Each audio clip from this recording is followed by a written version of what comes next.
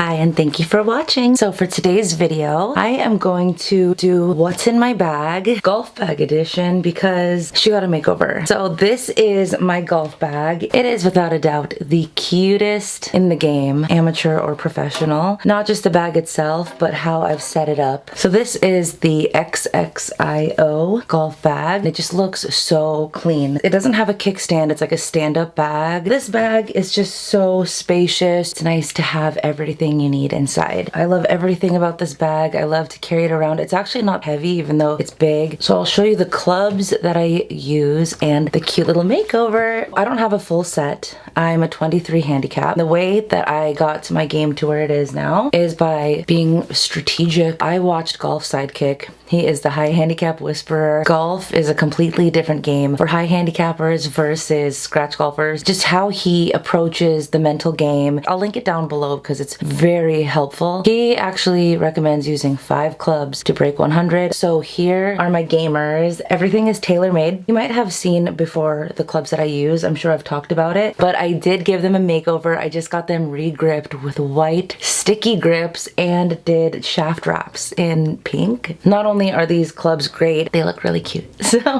here's my driver. See the sticky grips, which really helps with grip pressure. I used to squeeze too hard and just have a lot of tension in my arms and in my back, and that's not going to give you a nice smooth swing. So sticky grips for me are the way to go. This is the Taylormade Sim 2 Max for women. It's a 12-degree loft. I just have it on standard. It's blue, but this looks so much cuter than it once did. I like this driver. I have some dummy marks right here. I'm not hitting perfectly on the face or anything. Nice big club face. I like to use all of it. Just finally fixed my swing, so I'm really excited to go out and play. I'm going out today, and I went out yesterday, so these clubs are not cleaned. And then this head cover, I'm pretty sure it's a Daphne's head cover. Then up next, we have the 3-wood. This is probably my least used club in the bag. I have used it, and when I connect, it's great, but that's not that often. This is the Taylormade M2 3-wood with high loft. I struggle at hitting this. I don't practice with it on the range either. I think my excuse has been in the winter, like when I'm at a range with mats, I just don't take the time to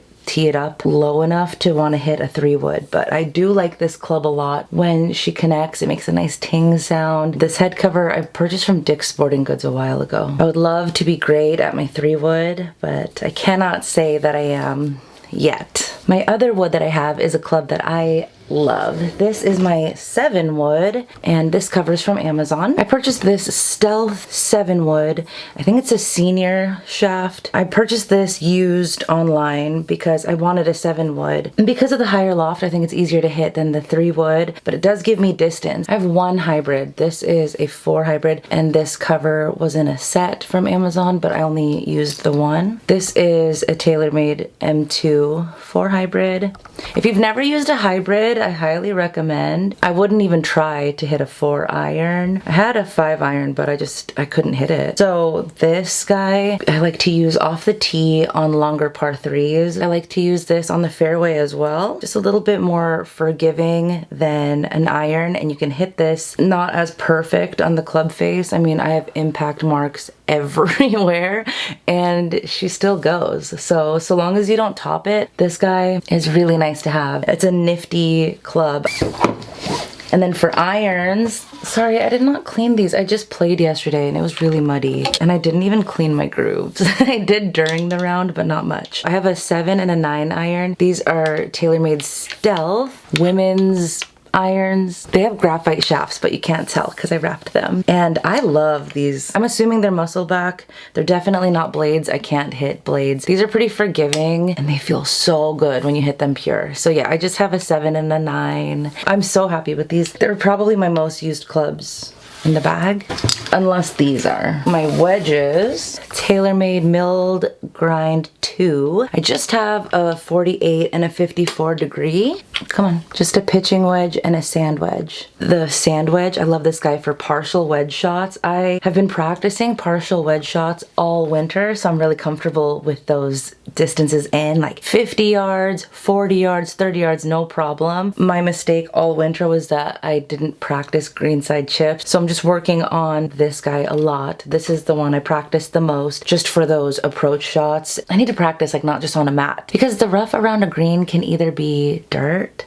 or soft long grass or some lumpy grass patches. So I just need to work on this guy, but I am very comfortable with my sand wedge. The faces, they kind of rust, but I guess that's a good thing. I don't know. I don't know the technology, but I love these clubs. Last but not least is my putter. So this covers from Amazon, and this is the Spyder SR. Spyder, gross. I like mallet putters. I cannot hit a blade putter. I borrowed one once. It's a blade, right? So it like just looks like this, and it's so difficult to try to like line it up. I feel like this because I'm a nervous wreck. But this I feel like reminds me of, you know those ships that they use in Top Gun? I feel like those. What are they called? Aircraft carriers. That's what I feel like this is, and it feels really steady. There's a line on it that you can use to line up your ball. I love this putter. I love this grip. I didn't change this from when I purchased it. This is a great putter. I do practice putting all of the time. How cute is that? So those are my clubs that I use. Currently I'm a 23 handicap. I just played the front 9 of a course with a par 35 and I just got a 45. I'm really happy. I also have alignment sticks, which I recommend that you get. I don't use these enough,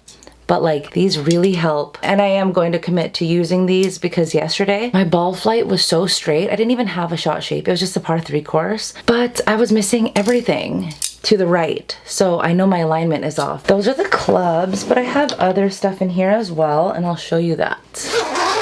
On the big pocket on the right, I have my gloves. Yeah, these are very loved. Maybe it's time to swap these out for some replacements. I use GFore gloves. They're the most buttery, soft leather, and they don't pinch. I used to use cheaper gloves, but then when you fold your hand, they like pinch. The leather will kind of press into your skin. These are so soft and buttery, so I just have all different colors. I usually use this light pink one, but I do recommend GFore. I think they're worth the price. I think it's like $35, but they go on sale for $25 all the time. Not sponsored. Nothing here is sponsored. These are just my own findings. Oh, the golf towel on the outside. This is from Amazon. It's just 2 towels. If I remember, I try to soak the small one, then I can use it in case there's not a ball washer, or if just things get really muddy on the course, it's nice to have a wet towel. I don't know. I made that up. No one told me to do that. I made that up. The golf balls that I use, these are the Taylormade Speed Soft Ink. They look like this. And I love these golf balls. They're easy to hit. They are soft, I'm sure. Yeah, speed soft. And I like these because they're very easy to spot. They have like pink all over them.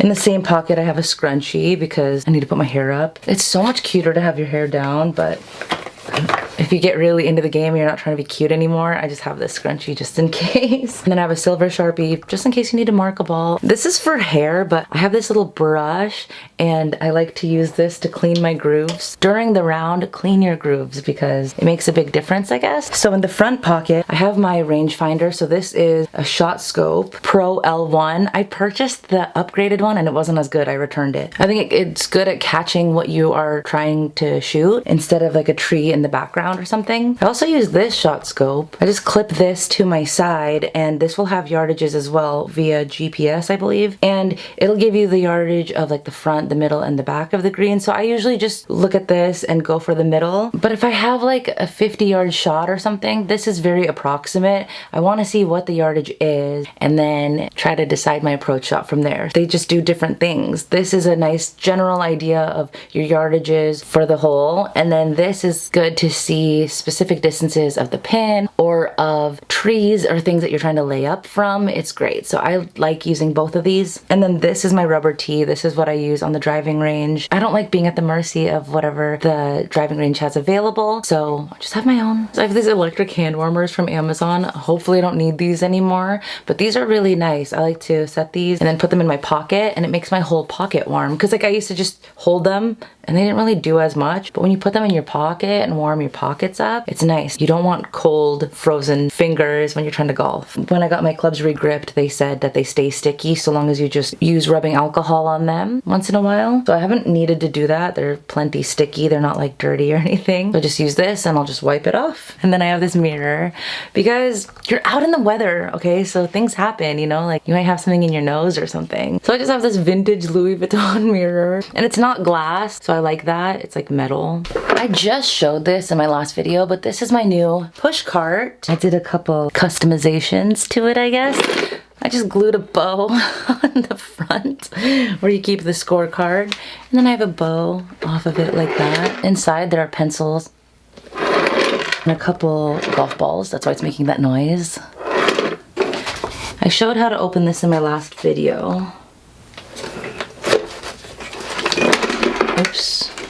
Oh, I just got dirt everywhere. I have to sweep my floor. I like this a lot. I'm so glad I have my own. It was so convenient at the golf course yesterday to have this.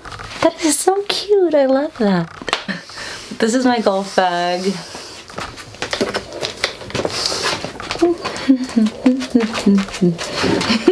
That is my golf bag, and I love this thing. I highly recommend golf for everybody. It's just such a mentally captivating sport. I love it so much. It's kind of tough to describe because you can work so hard. You can hit a great shot and it'll have a bad break, and you can hit a terrible shot and get it so close to the hole. So there's just so much to consider. My brain is fixated on golf, and it really helps me take a mental vacation from everything that's going on in my real life. I love what it does for my body. I love the relationship I have with my body, working on certain movements. I'm always trying to improve on my swing, never trying to perfect it. It's just so gratifying to have something that difficult mentally, physically. It's kept my interest, and there's no right answer. What club do you hit for each shot? It depends, you know? So it's not something that's just so easy to do. It's definitely difficult, and everything's changing all the time. Even if you play one course every day, it's always different because the wind conditions, the humidity, the temperature, greens are different on different days. They roll at different speeds. It is so good. It's so good. So yeah, this is my bag. I love it, and I appreciate you taking the time to watch. Yeah, thank you so much for watching. I will see you in my next video.